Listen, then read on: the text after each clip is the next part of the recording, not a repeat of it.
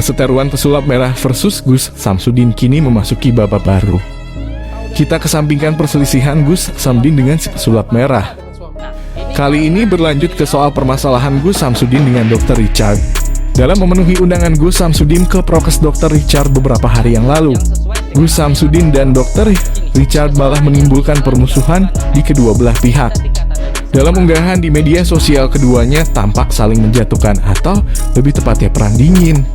Pertama, Dr. Richard dalam unggahannya di media sosial menyebutkan kalau masalah video yang sudah viral ini masih ada yang datang. Dr. Richard menyebutnya gober, beguk, apalagi ada yang mau membayar 2,5 juta, 1,5 juta atau 25 juta. Itu dagon, beguk udah gak tahu ngomong, apalagi. Pungkasnya Dr. Richard. Di unggahannya Dr. Richard tampak membahas permasalahan pengobatan cabut paku di kepala. Dia tampak membalas statement Gus Samsudin yang menyebutkan pengobatan cabut paku saja ke dokter mahal. Dan Dr. Richard membalas dengan kata-kata, dokter itu sekolahnya mahal dan perlu waktu 6 tahun dan dokter spesialis perlu waktu belasan tahun. Wajar kalau mahal, pungkasnya lagi. Dan Dr. Richard menyebutkan kalau Gus Samsudin tidak sekolah, tidak punya sertifikat asal jampi-jampi, dan bayar 2,5 juta. Dr. Richard menyebutnya gob. Dan Dr. Richard mengimbau kepada pasien-pasien yang mau berobat ke Gus Samsudin supaya waras. Hehehe.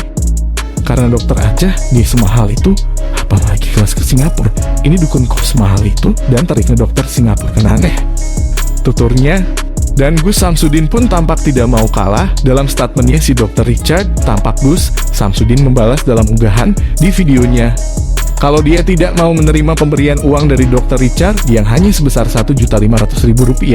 Gus Samsudin tampak memberikan uang hasil undangan diprotes Dr. Richard ke sopir taksi. Dia berujar kalau Gus Samsudin tidak mau menerima pemberian uang dari non-muslim yang menghina dirinya. Nah, teman-teman, dari video ini menurut kalian bagaimana? Dan tanggapan kalian bagaimana? Tolong tulis di kolom komentar.